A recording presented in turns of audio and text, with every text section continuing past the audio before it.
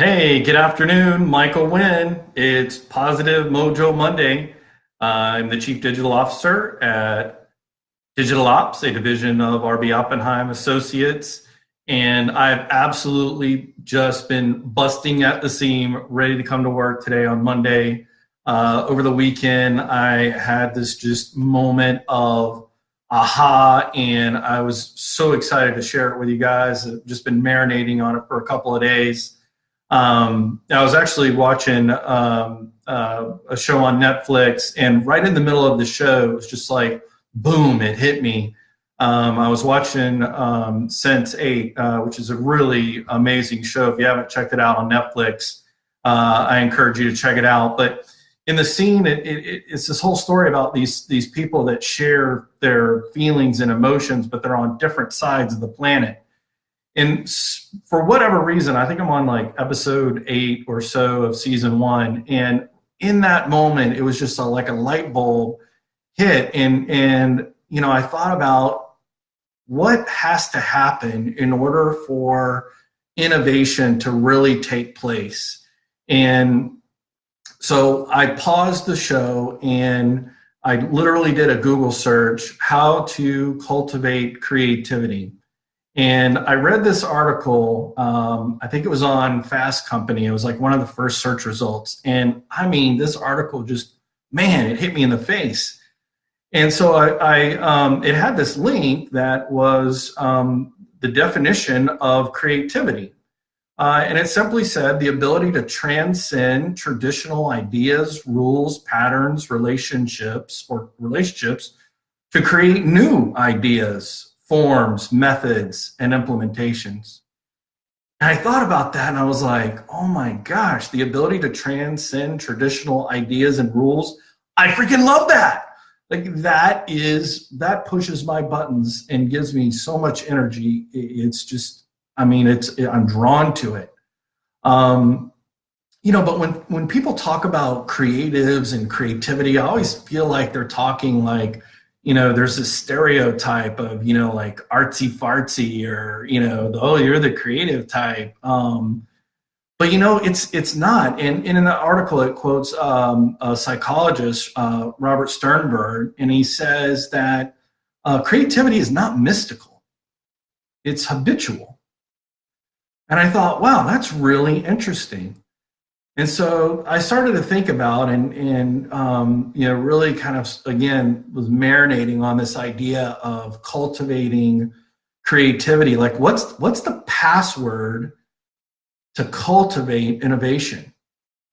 It's creativity.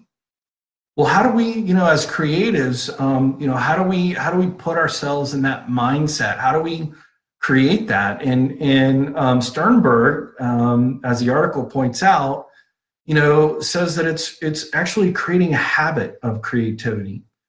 And I was talking to a good friend of mine the other day, and I was like, I don't know what's going on, but like all of a sudden I'm full of energy and I have all this creativity, and I'm looking at things differently. And as I was thinking about and preparing for talking today, I thought, you know what? I've changed a habit, a really big one, and it's how I eat. Because I'm on this Nutrisystem thing, I've lost freaking 33 pounds. And so like, yeah, it's a change. Like I've changed the way I eat every day. For 1,500 calories a day, I'm watching, carbs and sugar and calories and all of it. It's all balanced and portion control. So I've changed that habit. And I think if I were to try to break down, like, how could we unlock this secret to cultivating creativity? I think number one, it's got to start with changing a habit of some kind. So for me, it was eating. Maybe for you, it could be just something as simple as changing the route that you take to work every morning. So instead of going down Thomasville Road, making a left on Benton and then a right, maybe you take a different route and it's out of the way and it's going to take you a couple of more minutes. But change your route of what you normally do. And then in addition to changing the route, change your favorite music station. Listen to something else that you don't normally listen to, or go to talk radio, or put on a podcast, or change the environment in your car because that's something that we do every day. We get up, we drive to work, we go to work. And so there's that moment where we can really make a difference in our routine and be able to cultivate a habit of thinking differently about our patterns or relationships. Number two, I think practice. I think you have to practice something. And I think, this little practice of putting together these digital appetizers and these little virtual lunch and learn is my little 10 or 15 minutes of streaming, writing, thinking, sketching, creativity. Because again, it's unlocked some thinking and creativity for me as a marketer, for sure. So number one, change your habit. Number two is practice. And then number three, cultivate. And this is a big one.